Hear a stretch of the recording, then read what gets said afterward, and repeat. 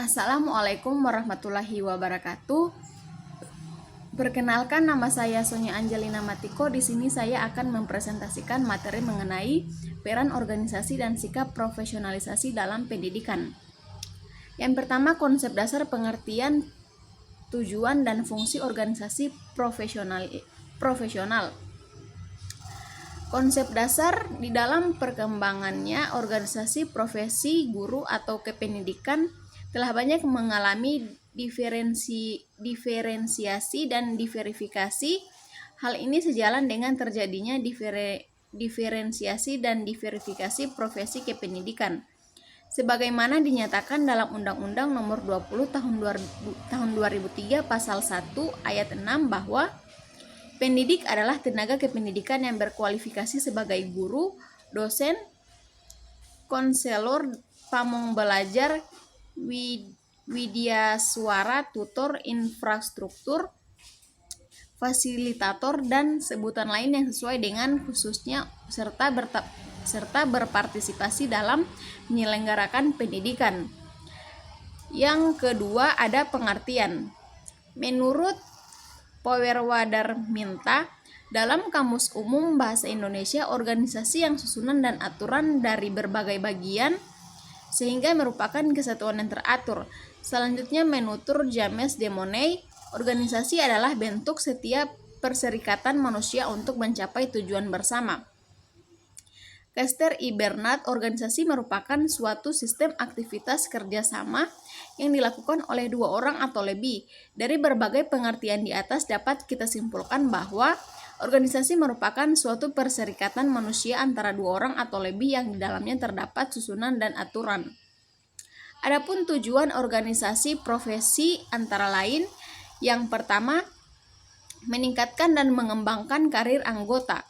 Yang kedua, meningkatkan dan mengembangkan kemampuan anggota. Yang ketiga, meningkatkan dan mengembangkan kewenangan profesional anggota. Dan yang terakhir, meningkatkan dan mengembangkan martabat anggota. Kemudian ada fungsi profesional. Adapun fungsi organisasi profesi pendidikan diantaranya yaitu sebagai fungsi pemersatu dan fungsi peningkatan kemampuan profesional. Sebagai fungsi pemersatu artinya organisasi profesi pendidikan mampu menyatukan anggotanya dengan tujuan bersama. Hal ini dikarenakan mereka memiliki motif yang sama. Motif yaitu dorongan yang menggerakkan para profesional untuk membentuk organisasi keprofesian. Motif tersebut bervariasi, ada yang bersifat sosial, politik, ekonomi, kultural, dan falsafah tentang nilai. Kemudian ada kode etik guru. Kode etik suatu profesi adalah norma-norma yang harus diindahkan oleh setiap anggota profesi di dalam melaksanakan tugas profesinya dan dalam hidupnya di masyarakat. Norma-norma tersebut berisi petunjuk-petunjuk bagi para anggota profesi tentang bagaimana mereka melaksanakan profesinya dan larangan-larangan tersebut, dan ketentuan-ketentuan tentang apa yang tidak boleh diperbuat atau dilaksanakan oleh mereka. Kode etik juga menyangkut tingkah laku anggota profesi pada umumnya dalam pergaulan sehari-hari di dalam masyarakat. Kemudian ada sikap profesional kependidikan. Profesi kependidikan merupakan pemberian pelayanan kepada peserta didik untuk membantu dan membimbing serta membelajarkan peserta didik agar tumbuh kembang secara optimal. Oleh sebab itu, hubungan guru dengan peserta didiknya adalah hubungan kepribadian. Maka kepribadian seorang pendidik adalah kepribadian yang matang dan terus berkembang. Sebagai pendidik atau calon pendidik harus mempunyai komitmen untuk dapat menyikapi berbagai hal yang berkenaan dengan tugas dan fungsinya sebagai pendidik, seperti yang tertuang dalam Undang-Undang Republik Nomor 14 Tahun 2005 tentang Guru dan Dosen. Ayat 3 Pasal 7 disebutkan bahwa prinsip profesionalitas guru dan profesi dosen merupakan bidang pekerjaan khusus yang dilaksanakan berdasarkan prinsip antara lain. Yang pertama, memiliki bakat, minat, panggilan jiwa, dan idealisme. Yang kedua, memiliki komitmen untuk meningkatkan mutu pendidikan, keimanan, ketakwaan, dan akhlak yang mulia.